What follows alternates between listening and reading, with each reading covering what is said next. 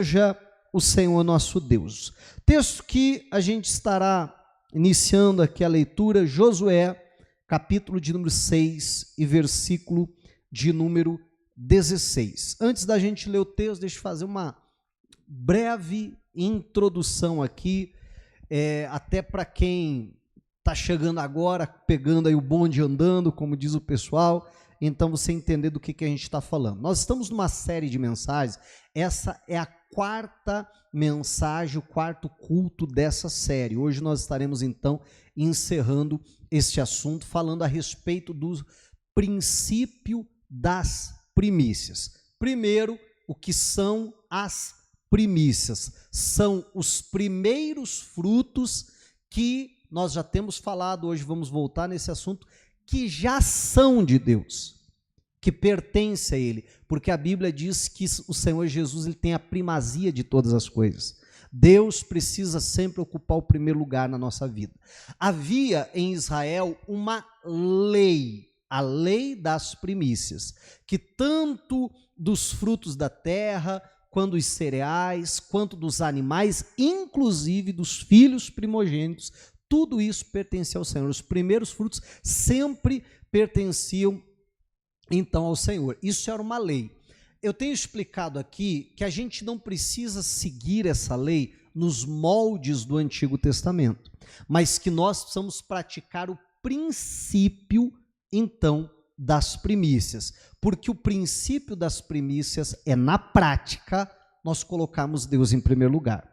É a gente colocar Ele em primeiro e a gente se colocar depois, a gente ir para o final da fila e colocar Deus em primeiro lugar, amém? E aí já temos falado bastante a respeito desse assunto, falamos, né, que esse princípio fala a respeito de honra, falamos que esse princípio que eu acabei de dizer é de fato colocar Deus em primeiro lugar, falamos na semana passada, batemos bastante nessa tecla, aquilo que a Bíblia diz que se as primícias são santas, a massa também o é. Quando nós consagramos a Deus as primícias, então a bênção de Deus vem sobre todo o restante, amém?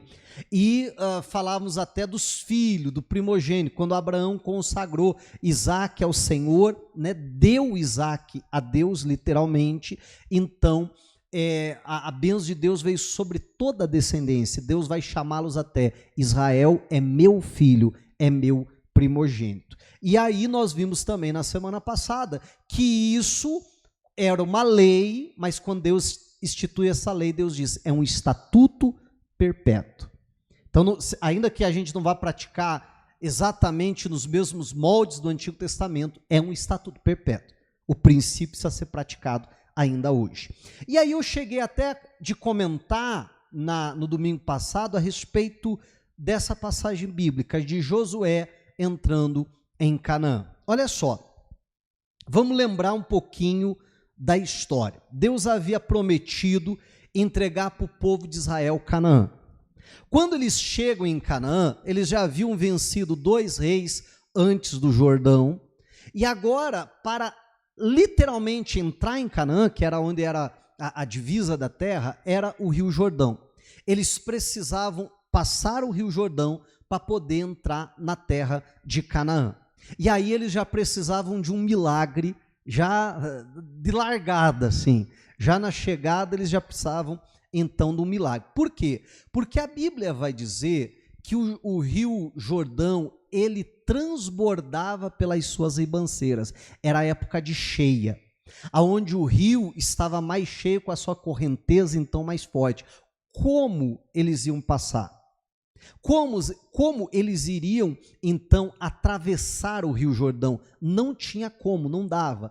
Joséfo, que foi o primeiro historiador judeu, um historiador, né, quem sabe a fonte mais confiável que se tem da história dos hebreus, que escreveu um livro chamado A História dos Hebreus, né, um historiador do 1º século, ele fala justamente sobre isso. Daqui a pouco eu vou até ler um trecho do texto dele, deste livro, mas um pouquinho antes ele vai fazer menção justamente a isso, e ele vai falar que não era possível atravessar porque Israel não tinha como fazer barcos para conseguir atravessar, para fazer uma ponte de barcos e conseguir atravessar então o Rio Jordão com aquela multidão toda. Então, quando eles chegam lá, Deus já faz o primeiro milagre. Deus segura o Rio Jordão. Do mesmo jeito que Deus abriu o Mar Vermelho com Moisés para que o povo de Israel passasse, Deus então abriu o Rio Jordão, Deus segurou o Rio Jordão. A Bíblia diz que quando os sacerdotes entram com a Arca da Aliança e eles colocam o pé na água, então Deus segura o rio. Os sacerdotes vão até o meio do Rio Jordão e param. E ali eles ficam com a Arca da Aliança, enquanto todo o povo está passando. E está passando. E aquela multidão de gente. Até que todo mundo passa. Quando todo mundo terminou de passar, os sacerdotes então continuam. Quando o último sacerdote tirou o pé do Rio Jordão, o rio volta a correr normalmente. Amém, igreja? Então eles já chegam ali de uma forma sobrenatural. Agora eles vão precisar de um segundo milagre. O primeiro já foi até entrar na terra, que não seria possível em condições normais. O segundo milagre, eles se deparam então com Jericó. Jericó é a primeira cidade que eles têm que enfrentar agora em Canaã. As muralhas não apenas eram muito altas, como as muralhas eram muito largas. O próprio Joséfo fala que passavam 2 carroças emparelhadas uma na outra. O que, imagine aqui comigo que no mínimo é da parede até aqui. Sim ou não? Então imagine a grossura daquelas muralhas, sem contar a altura. Era algo que não tinha, humanamente falando, não tinha como derrubar aquilo ali. Eles não tinham arites, eles não tinham armas de cerco, eles não tinham nenhum conhecimento para fazer esse tipo de coisa. Então era uma batalha assim que não tinha jeito. Tanto é que Jericó se fecha ali dentro, eles estão tranquilos lá. Eu fico imaginando eles olhando e dizendo, esse povo nunca que vai entrar aqui. Amém. E aí Deus dá uma instrução para Josué, você conhece a história, Josué, durante 6 dias deu uma volta, no 7º dia você vai dar 7 voltas. É nesse momento que a gente entra aqui em Josué, capítulo 6, versículo 16, e a Bíblia diz assim, e aconteceu que na 7ª vez, 7 dias, na 7ª volta, quando os sacerdotes tocaram as trombetas, Josué disse ao povo, gritem, porque o Senhor está entregando a cidade a vocês. Porém, a cidade será condenada, ela e tudo que nela houver. Somente ficará viva Raabe, a prostituta, e todos os que estiverem com ela em casa, porque escondeu os mensageiros que enviamos. Olha só, então Josué vai dizer, olha, agora gritem, avancem contra a cidade, é isso que eles fazem, destruam tudo. Essa ordem já havia sido dada anteriormente ao povo de Israel. Ele está só reforçando a ordem que já havia dado. E vocês vão destruir tudo, não vou poupar nada dessa cidade.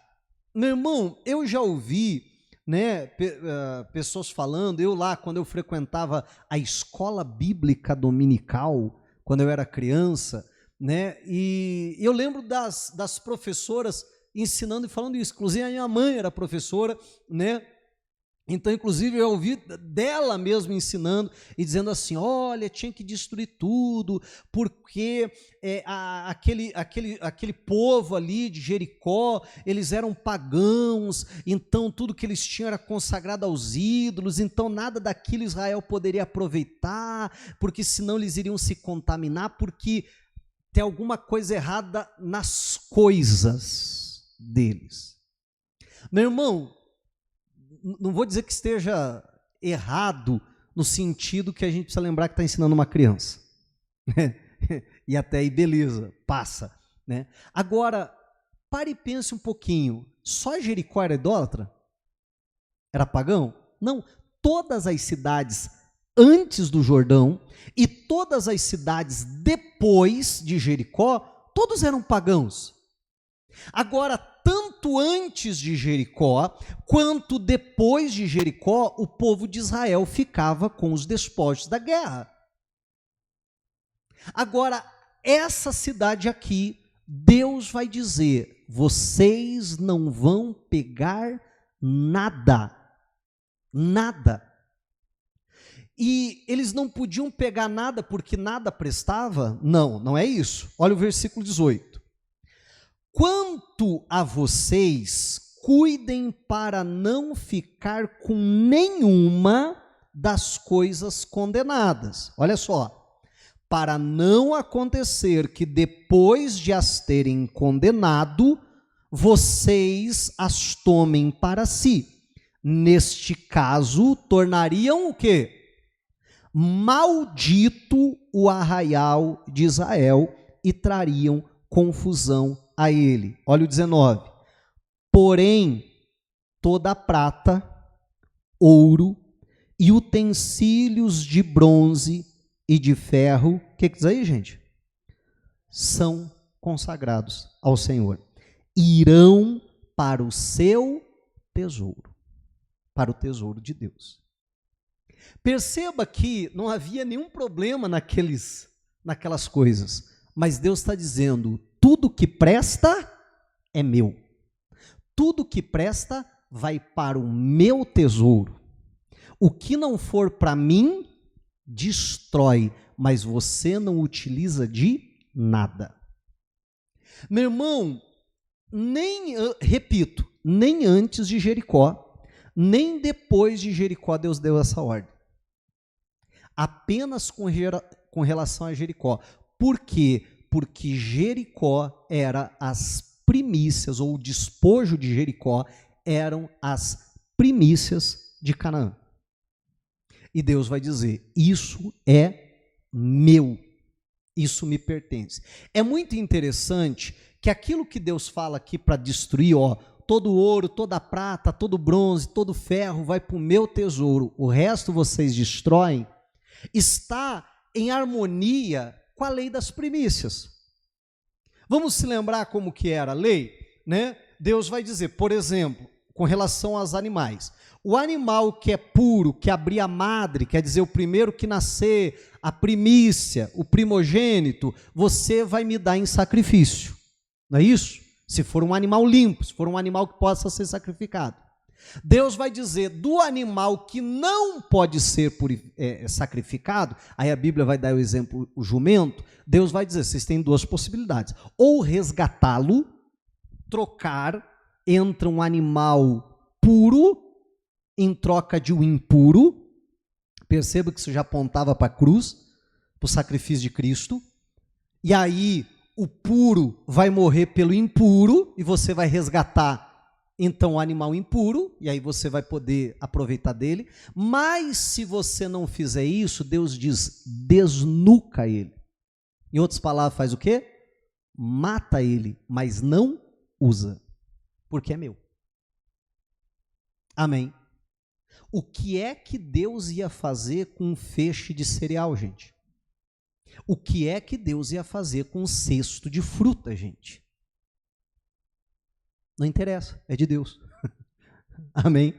Você está entendendo? A mesma coisa aqui, Deus vai dizer, destrói. Aí, como eu falava, eu fazia referência, né, a esse livro, e deixa eu fazer uma ressalva aqui. Gente, por óbvio, que não tem força de Bíblia, tá? Eu não precisava nem estar falando isso, mas eu já estou falando para dar ênfase.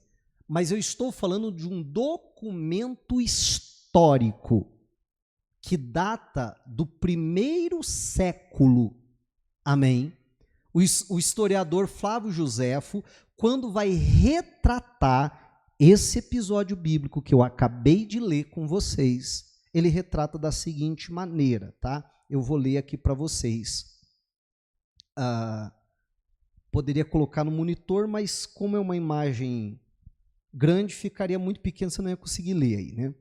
Ficaria muito pequeno no monitor, isso que eu quero dizer. Então, vou ler para você. É um trecho do livro A História dos Hebreus, de Flávio Joséfo. Diz assim, No 7º dia, Josué reuniu todo o exército e todo o povo e disse-lhes que antes que o sol se ocultasse no ocaso, Deus lhes entregaria Jericó, sem que eles tivessem necessidade de fazer esforço algum para dela se tornar senhores, porque as muralhas cairiam por si mesmas para lhes dar entrada. Ordenou-lhes então que matassem não somente todos os seus habitantes, mas tudo que tivesse vida, sem que a compaixão, o desejo do saque ou o cansaço os impedisse, e sem nada reservarem para proveito particular.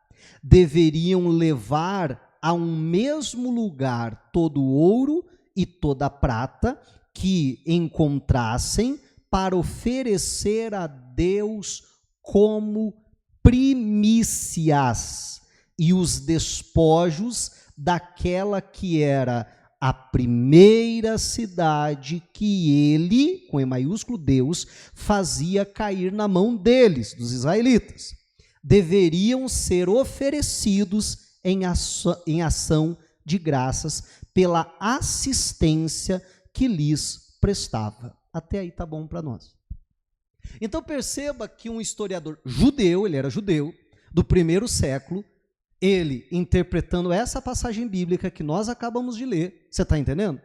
Ele vai deixar claro que aquilo ali se tratava da oferta das primícias. O que me leva a crer que na cabeça de todo israelita, eles entendiam do que se tratava aquilo. Que é aquela primeira cidade, opa, isso não nos pertence, pertence ao Senhor. Precisa ser oferecido a Deus como ações de graça, como ele vai dizer aqui, pela assistência que Deus nos deu. Se não fosse Deus, nem entrar em Canaã a gente não entraria. Porque Deus abriu o Rio Jordão. Se não fosse Deus, a gente jamais conquistaria Jericó. Você está entendendo?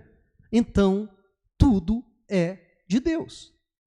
Agora, a gente conhece a história que teve um doido lá, não teve? E sempre tem um doido. Sempre aparece um doido na história, um Ananias da vida, um Judas da vida. Sempre tem um doido, um tal de Acã, que mesmo tendo essa ordem, tá? Acontece o seguinte, ele decide entrar lá numa daquelas casas, vê uma capa babilônica, umas peças de ouro, cresceu o olho, e ele resolve pegar para ele. A gente conhecendo como é que o diabo age, eu fico imaginando, passando na cabeça dele mais ou menos assim, o que Deus vai fazer com uma capa babilônica? Amém? Talvez na cabeça dele, né, olhou para aquelas peças de ouro e falou assim, lá no tesouro da casa de Deus já tem tanta coisa, não vai fazer diferença lá. Mas para mim vai me ajudar demais. Você está entendendo? E coisas assim. Quem sabe olhou para aquela capa e disse, mas vão destruir, vão rasgar, vão colocar fogo, isso aí vai ser jogado fora. Já que vai ser jogado fora, deixa eu pegar para mim. Rapaz, acho que eu vou ficar bonito com essa capa aqui. Amém? E ele decide então pegar aquilo, esconder, guardar. Aí o que acontece? Olha só, Israel vem se movendo debaixo de uma unção de conquista. Os reis antes do Jordão não conseguiram resistir àquele povo. Gente, para pensar, eles atravessaram o Rio Jordão, Deus segurou o rio. Para pensar, os camaradas derrubaram muralha no grito. Amém? Não foi isso que aconteceu? Derrubaram muralha no grito. Eles estão se movendo debaixo de uma unção de conquista. Só que aí o que acontece? A próxima cidade, depois de Jericó, é uma cidade chamada Ai. Olha o nome da cidade. Já não ajudava, né? Mas Josué manda pessoas até lá para fazer o reconhecimento, né? Espias, como eles costumavam chamar. Vai lá, claro, alguém entendido, alguém que sabia como é que a guerra funcionava, alguém que tinha capacidade para de fato fazer o reconhecimento, foi lá e fez. Não é que o reconhecimento estava errado, ele fez o reconhecimento certo. Chega lá, viu, volta dizendo: Josué, cidadezinha pequena, cidadezinha sem defesa, um exército fraco, pequeno. Ô Josué, não precisa mobilizar todo o exército, é um desperdício. É dar tiro de canhão para matar pombo, não é verdade? Não precisa disso. Josué, faz o seguinte, 2.000 a 3.000 homens, está bom, já dão conta, eles vencem. Josué ainda é precavido, manda 3.000. Ele diz, o mínimo 2, máximo 3. Percebe que ele manda o máximo. Ele diz, então tá bom, destaca aí 3.000 homens, escolhe aí um pelotão, uma tropa, vai para lá. Chegaram lá, foram envergonhados, foram derrotados diante dos inimigos. Meu irmão, quando eles voltam envergonhados, Josué vai peitar Deus, né? Josué vai peitar Deus, Josué vai se voltar para Deus e dizer, Senhor, o Senhor prometeu que estaria com a gente, e agora Israel perdeu a batalha, virou as costas aos seus inimigos, o que é que vão dizer as outras nações? Agora vai todo mundo criar coragem e vir contra nós? Vão dizer que Jericó foi sorte, mas que a gente não deu conta nem numa cidadezinha dessa? Agora todos os nossos inimigos criaram coragem. Você está entendendo? E ele vai lá reclamar com Deus. E Deus vai responder para o Josué. Vamos dar um pulinho aí. Josué capítulo 7, versículo de número 10. Encontraram aí? Josué 7,10 assim. Então o Senhor disse a Josué, levante-se, por que você está assim prostrado sobre o seu rosto? Meu irmão, a leitura que eu faço dessa fala de Deus, sabe qual que é? É aquela que, eu não sei você, mas é aquela que de vez em quando eu falo para meus filhos, eu falo assim, você está pensando que está falando com quem? Já falou isso para o teu filho alguma vez? Né? Que vem com um certo tom para falar com você, que vem te cobrar de alguma coisa e diz, opa, peraí, você acha que você está falando com quem? E a leitura que eu faço é isso, é Deus olhando para Josué e dizendo assim, cara, você acha que está falando com quem? Olha só, Israel pecou, não fui eu que errei, quem errou foram vocês, Israel pecou, quebraram a minha aliança, aquilo que eu lhes havia ordenado, pois tomaram das coisas condenadas. Olha só o que Deus diz, o que eles fizeram? Furtaram, e aí eu te pergunto, furtaram de quem, gente? Deus está dizendo, eles furtaram do povo de Jericó?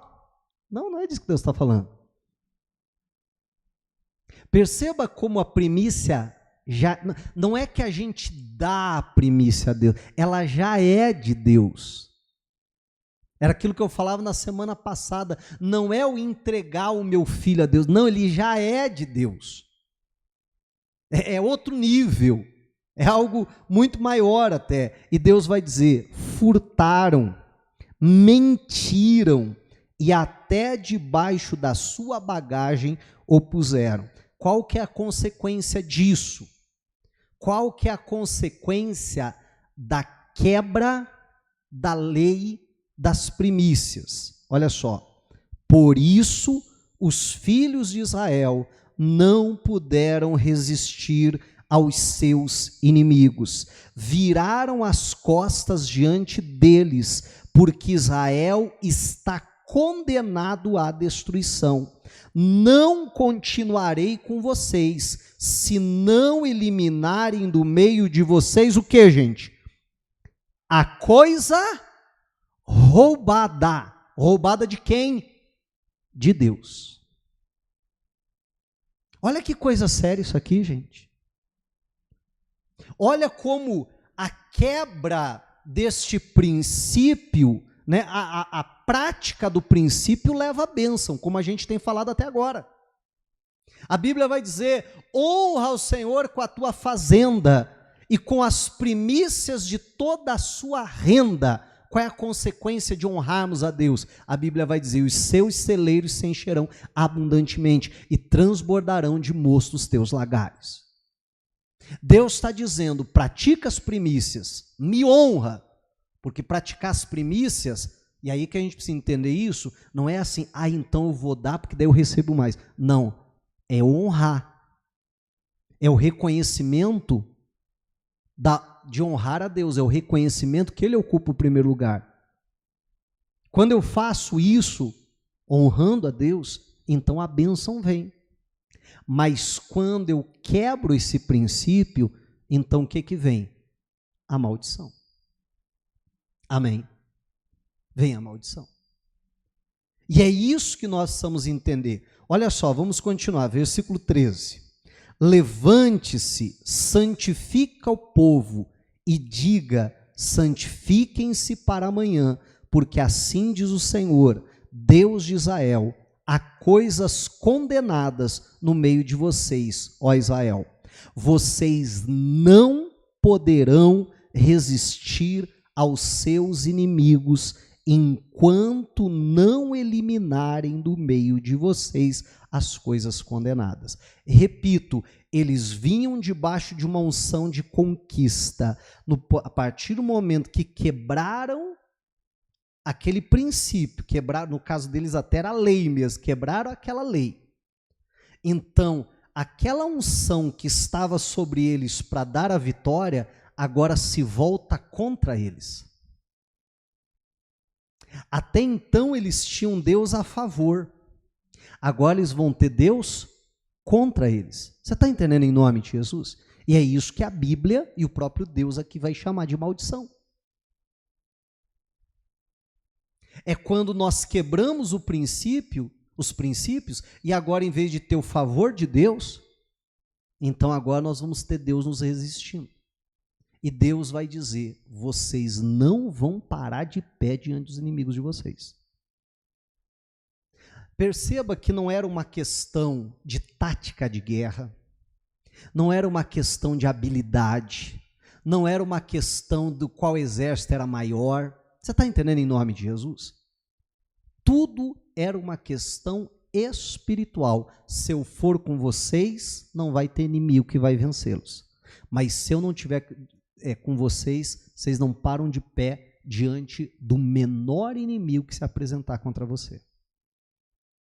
Meu irmão, o povo de Israel se arrependeu, se santificou, encontraram o culpado, Acã.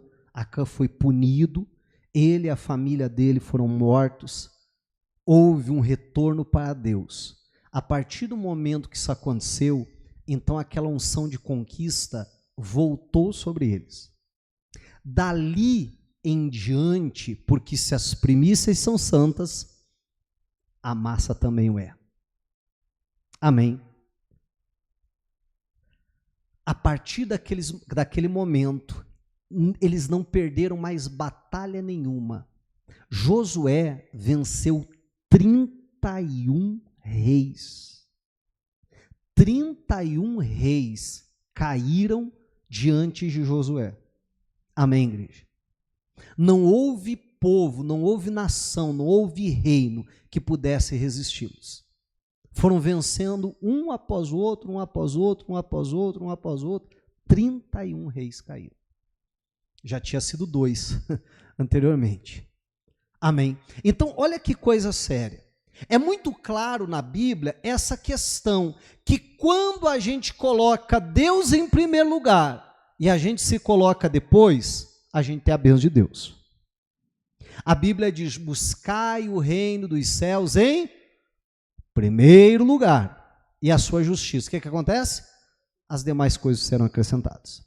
Mas quando eu me coloco em primeiro lugar e quero que Deus ocupe o último, meu irmão, agora em vez da bênção vai vir a maldição. Não há texto, bom, esse, deixa bem claro isso, é o próprio Deus aqui falando a respeito dessas coisas.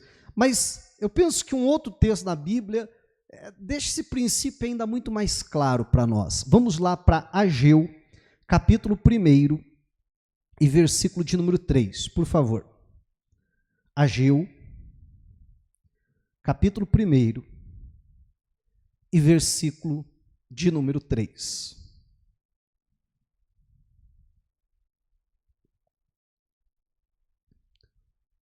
Quem achou, diga glória a Deus. Ou ninguém achou, ou aconteceu alguma coisa aí. Pastor, Ageu não é fácil, né, pastor? É um livro pequeno, é um livro que está ali nos pequenos profetas, né? Mas acha aí, Ageu, capítulo 1, como eu brinco, nem que seja no monitor está valendo, mas se você vier de trás para frente é mais fácil, tá? De trás para frente é Malaquias, Zacarias, Ageu. Pronto, facilitar a tua vida aí. Capítulo 1, versículo 3, assim, ó. Por isso, a palavra do Senhor veio por meio do profeta Ageu, dizendo: acaso é tempo de vocês morarem em casas luxuosas, enquanto este templo permanece em ruínas? Meu irmão, Deus tem algum problema de você morar numa casa luxuosa? Não, Deus não tem problema nenhum com isso. Eu acho que Ele até quer. Amém? Agora, é um grande problema quando nós moramos numa casa luxuosa enquanto a casa dele fica deserta. Aí é um problema. Porque quando isso acontece, nós estamos nos colocando por primeiro e colocando Deus por último. Como nós já vamos ler, Deus vai dizer: cada um corre para a sua própria casa. Se preocupa com as suas coisas e esquece das minhas. Esse é o problema. E a desculpa do povo de Israel, e aí vamos lembrar que esse é um período pós-exílio, eles haviam retornado do exílio da Babilônia, e eles voltam para reconstruir Jerusalém, reconstruir o templo. Mas sabe qual é a desculpa deles? Está aí no versículo 2, olha o versículo 2, qual é a desculpa deles? Lê aí o anterior. Quem está com a Bíblia aí? Bom, deixa eu voltar aqui para te ajudar. Lê o anterior, ó. Ainda não chegou o tempo em que a casa do Senhor deve ser reconstruída. Essa era a desculpa deles.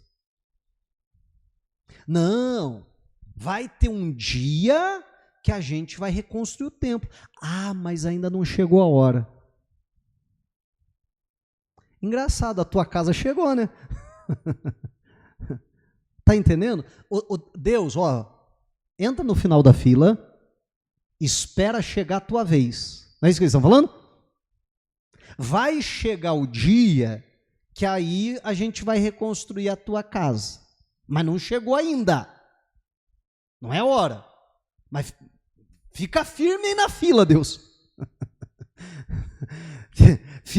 Aguarda aí, que vai chegar uma hora que a gente vai reconstruir. E Deus vai dizer: opa, peraí, aí não.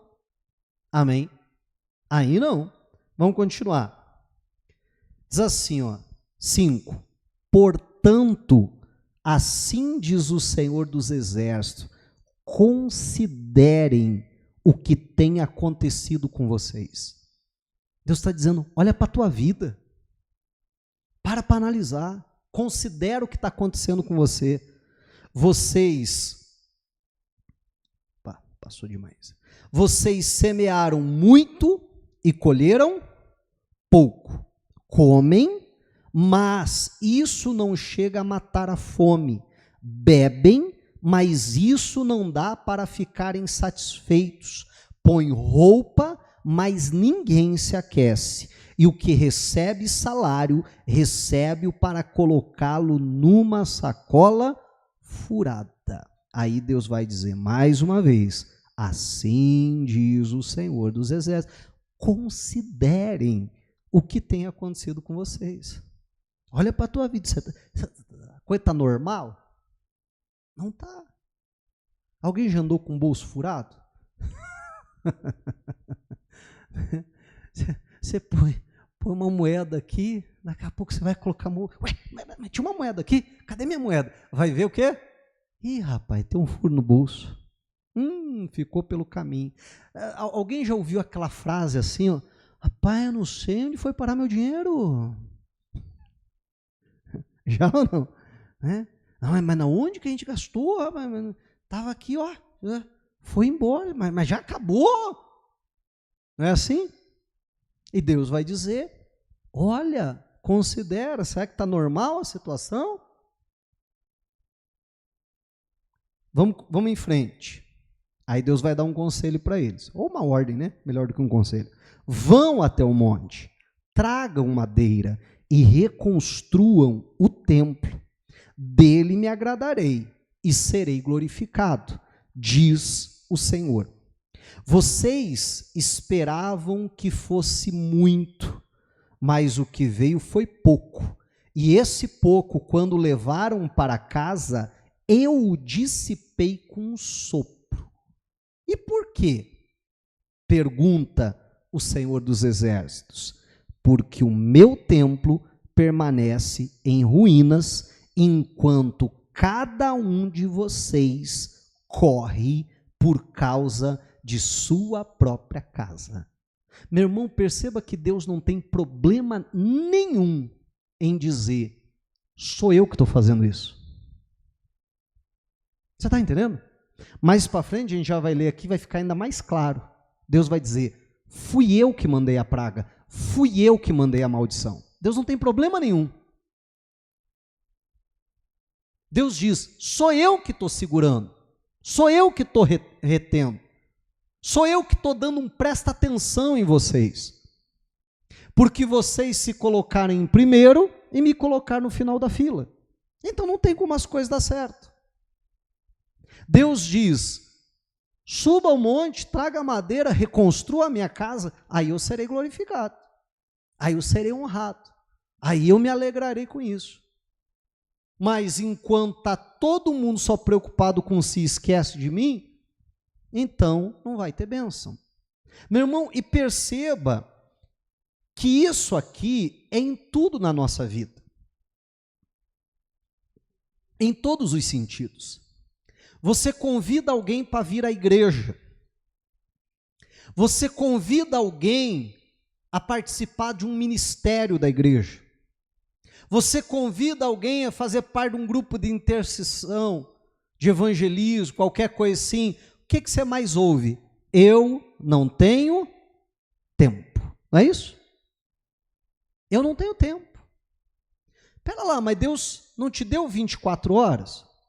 Ah, deu, mas minha vida é muito corrida. Ah, é? Mas você está correndo atrás das coisas de Deus ou atrás das suas coisas? Amém? Você está entendendo? Aí a gente diz que Deus ocupa o primeiro lugar da nossa vida, mas a gente não tem tempo para Ele. Mas para correr atrás dos nossos objetivos, aí a gente tem tempo. Não estamos fazendo exatamente como eles? Não é exatamente a mesma coisa? Aí a gente diz, poxa, mas já chegou fevereiro, rapaz, janeiro passou que eu nem vi.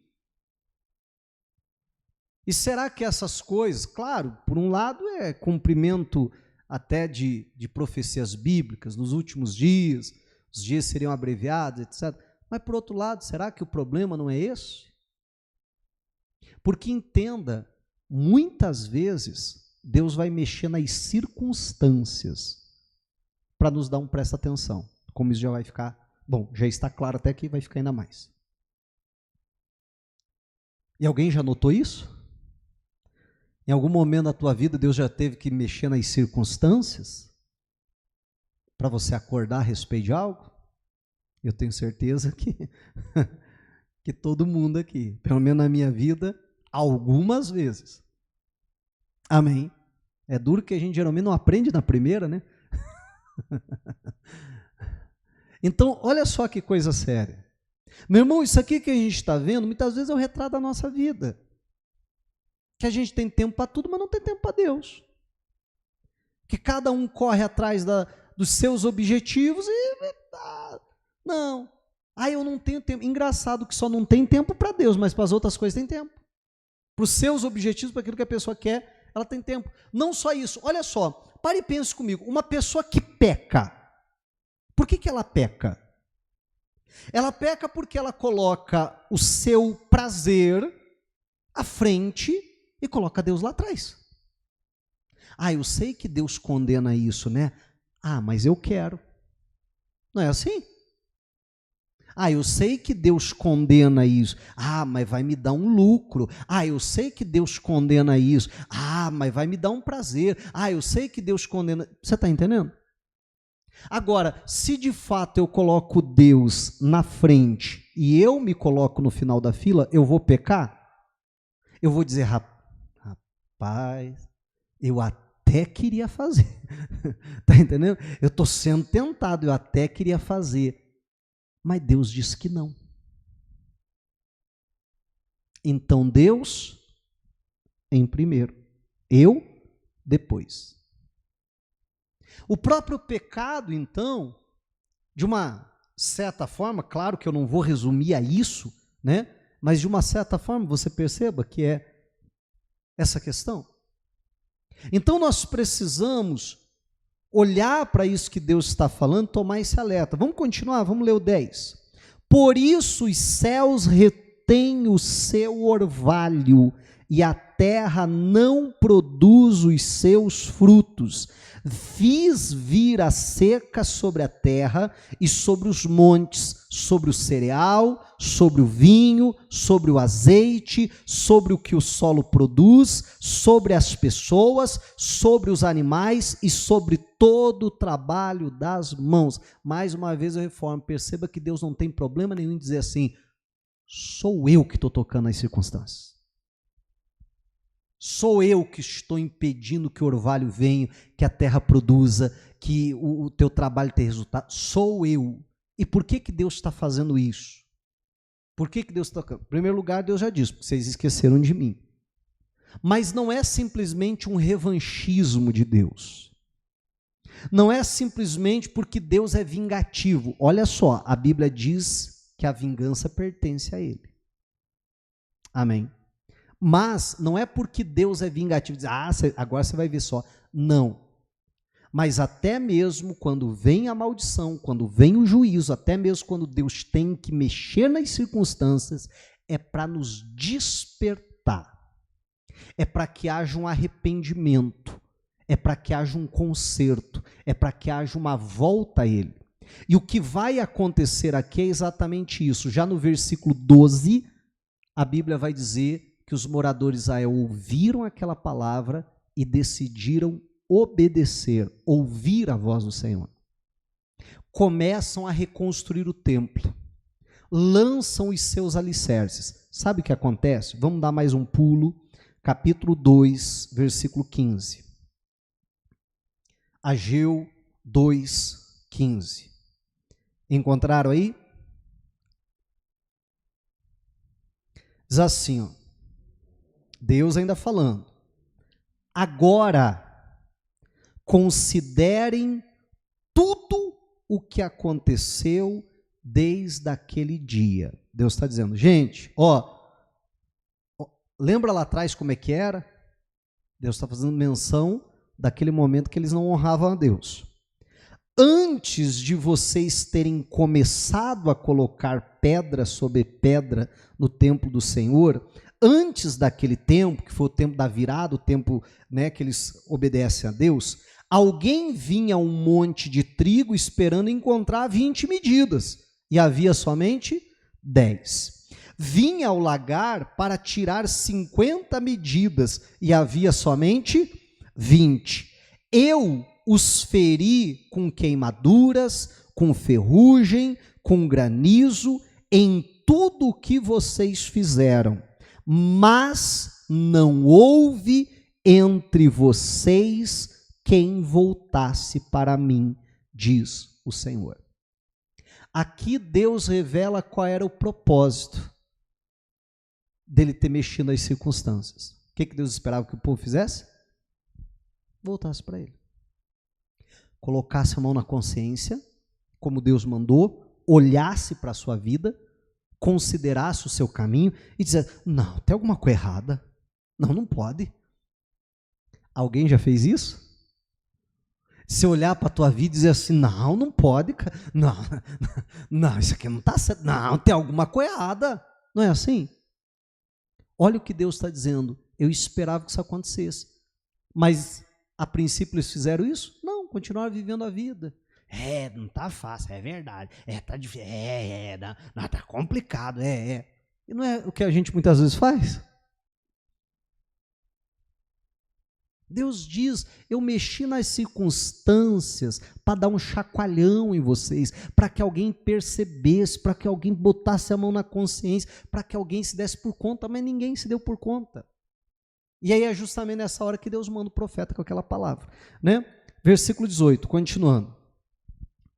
Por isso, desde o dia de hoje, sabe o que Deus fala para eles? Deus diz assim, pega o calendário aí, anota essa data. Amém?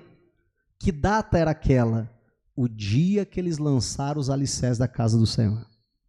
No dia que eles decidiram parar de reconstruir a sua casa, deixar eles para o final da fila e colocar Deus em primeiro. Deus diz, anota esse dia, pois desde o dia de hoje, desde o 24º dia do 9º mês, desde o dia em que foram lançados os alicerces da casa do Senhor, considerem o seguinte, ainda há sementes no celeiro, além disso, a videira, a figueira, a romanceira e a oliveira não têm dado seus frutos, mas de hoje em diante, o que Deus diz, gente? Eu abençoarei vocês. Diga a glória a Deus. Meu irmão, olha só, Deus diz, vocês me colocaram por último e vocês à frente. Viveram a maldição. Nada dava certo, nada funcionava. Deus dá um chacoalhão neles, eles se consertam. No dia que eles lançam o alicerce, no dia que de fato o arrependimento deles leva eles à ação, e eles de fato começam a reconstruir, Deus diz, pega o calendário, anota aí, faz o seguinte, dá uma olhada lá no celeiro, tem semente ainda? Provavelmente que a resposta que seria, Deus, não tem nada, está zerado. Deus diz, olha para as árvores do campo, como é que está as árvores? Ih, Deus, ó, está feio o negócio. Você está entendendo? Eu até brinquei aqui de manhã que talvez, se fosse hoje, Deus falava assim, imprime teu extrato aí. Amém? Não é isso? Deus está dizendo, ó, marca no calendário, imprime o extrato e grampeia, guarda aí. Amém? Deus diz, a partir de hoje, há uma virada na vida de vocês. Isso aqui não é frase de efeito de pastor, não. Isso aqui é o que Deus está dizendo. Deus está falando, a partir de hoje, tudo muda na vida de vocês. A partir de hoje, eu abençoarei vocês. Mas por que Deus estava fazendo aquilo? Porque naquele dia, eles decidiram, a gente vem depois, Deus vem primeiro. Meu irmão, se nós praticamos o princípio das primícias, nós vamos viver a bênção de Deus. Mas se nós quebramos os princípios das primícias, não entregamos a Deus os primeiros frutos, não colocamos Deus em primeiro lugar, então a consequência é que Deus diz, eu vou reter tudo, eu vou segurar. Me coloca em primeiro lugar, então você vai ver a diferença. Amém. Em nome de Jesus Cristo. Que eu e você possamos ter a sabedoria para viver isso. Perceba que, como eu tanto tenho falado aqui, é um princípio. Como você vai, sabe, as muitas formas de você colocar, é mais do que uma oferta que eu estou falando aqui. É muito mais do que isso. Como você vai colocar esses princípios em prática na sua vida, como você vai, como eu tenho falado, operacionalizar a aplicação desse princípio, eu acho que vai depender muito de cada um, de cada realidade. Mas nós precisamos, à luz disso, decidir, Senhor, eu vou de fato, de verdade, te colocar em primeiro lugar. Eu vou lá para o final da fila. Amém? Eu vou colocar o Senhor em primeiro lugar. Meu irmão, e aí nós vamos poder, né, por praticar esse princípio, sabe? Eu tenho certeza que a bênção de Deus vai desatar aí na nossa vida, em nome de Jesus. Amém? Que Deus nos dê sabedoria para colocarmos em prática tudo aquilo que a gente está aprendendo. Amém? Diga a glória a Deus e vamos aplaudir a Jesus.